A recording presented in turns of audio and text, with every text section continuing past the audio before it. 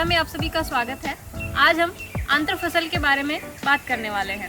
आंतर फसल जमीन के एक ही टुकड़े पर दो या दो से अधिक फसलों की खेती को कहते हैं।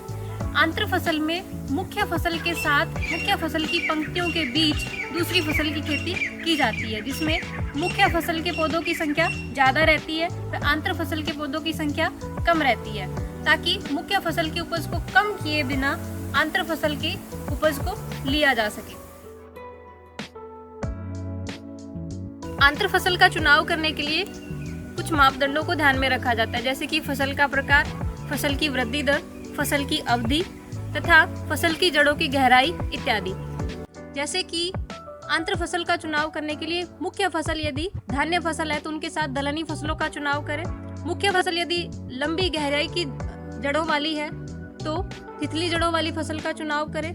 मुख्य फसल यदि लंबी बढ़ने वाली है तो जमीन पर फैलने वाली फसल का चुनाव करें इत्यादि।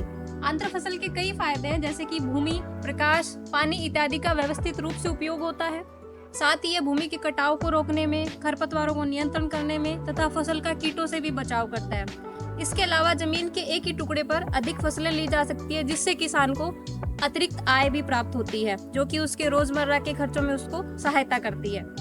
वीडियो देखने के लिए आपका बहुत बहुत धन्यवाद। ऐसी ही जानकारी भरे और वीडियोस देखने के लिए मटेरा के चैनल को सब्सक्राइब करें। ध्यान रहे, स्वस्थ माटी, मुनाफे की खेती।